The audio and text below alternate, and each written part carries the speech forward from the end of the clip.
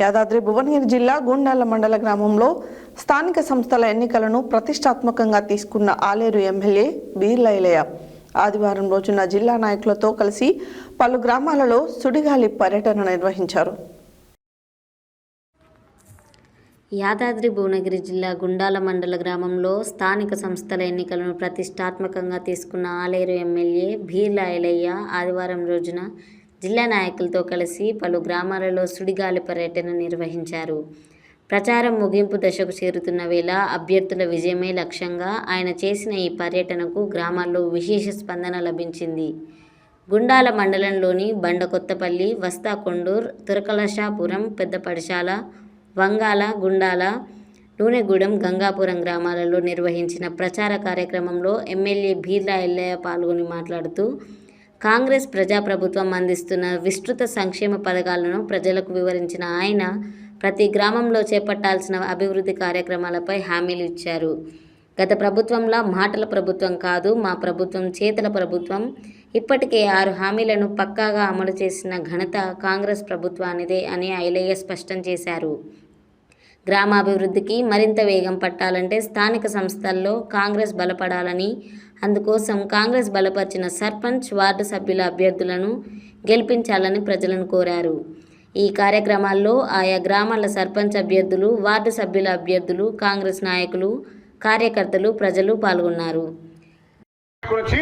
ఇవాళ నా అక్క చెల్లెలు, మా తల్లులు, మా అమ్మలు కట్టుకోవాలంటే కొంతమంది కిరికిరి చేసి మీకు రావాట చీర అంటే ఎంతుందమ్మా, కొంచెం ఎంతైనా గౌరవం ఆడపిల్లలకు చీర అంటే.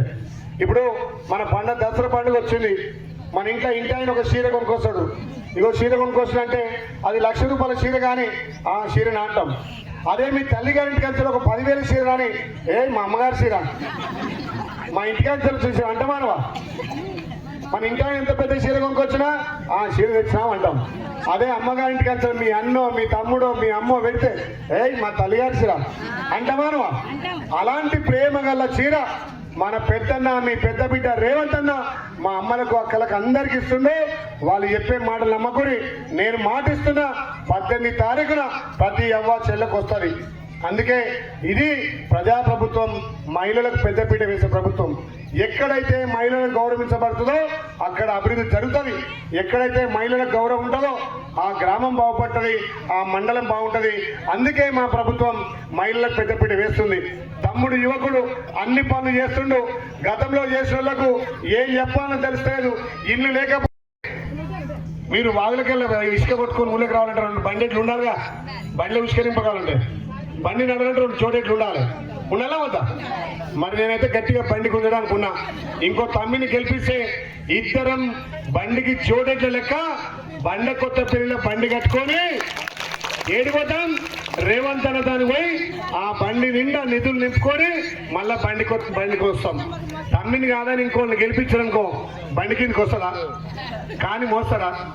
బండకొత్తపల్లి నుంచి బండి బయటకు పోతుందా? తమ్మిని గెలిపిస్తే ఇద్దరం చోటెట్ లెక్క బండి కట్టుకొని పోతాం, నిధులు తెస్తాం, గ్రామాన్ని అభివృద్ధి చేస్తాం. మరి ఇంకో పక్కపాటను గెలిపిస్తే వస్తుందా? బండి కిందికి మోస్తాడా? బండి వెళ్ళని మరి నేను ఉండాల్సి వస్తుంది. అందుకే నన్ను గెలిపించరు, తమ్మిని గెలిపిరి. మీరు ఇంకోటి ఆలోచన చేయరమ్మా. ధనిక రాష్ట్రంలో వాళ్ళ ప్రభుత్వం ఉండి, వాళ్ళ ముఖ్యమంత్రి ఉండి, వాళ్ళ ఎమ్మెల్యే ఉండి ఏం చేయనళ్ళు. ఇలా పార్టీ విడిపోయింది, పార్టీ 4 ముక్కలు అయింది. కేసీఆర్ కానొస్తుందా? ఎవడు కేసీఆర్ ఫామ్ హౌస్ ఉన్నాడు. హరీష్ రావు, కేటీఆర్ సంపాదించింది.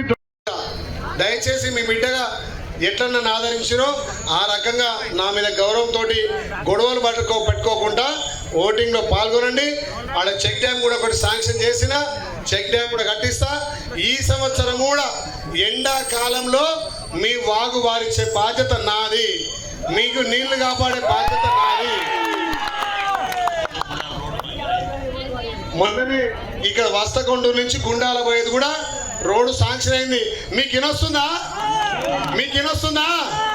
మీ వాగు వారిస్తా. గుండాల నుంచి వస్తకొండూరు శాంక్షన్ రోడ్ అయింది. జై కాంగ్రెస్. అప్పుడు చేస్తారు చేయలేదు. ఆయన ముఖం ఎట్లుంటుందో చూడలే, అసలు ఆయన ఎవరో తెలియదు. చాలా మంది అన్నదమ్ముళ్ళు, మా అన్న చెల్లెళ్ళు అన్న మాకు ఇది కావాలని అడుగుతారు తప్ప మరి ఆయన ఎట్లుంటాడో నాకు తెలియదు. ఎవరైనా ప్రభుత్వం ఉంటే, ఎమ్మెల్యే ఉంటే వాళ్ళతో కొట్లాడి గ్రామానికి నిధులు తెచ్చుకోవాలి. అవునా కాదా? ఇంట్లో కుండలు అన్నం ఉంటేనే దాన్ని తోడుకొని పెట్టుకోవచ్చు, 10 మందికి పెట్టచ్చు.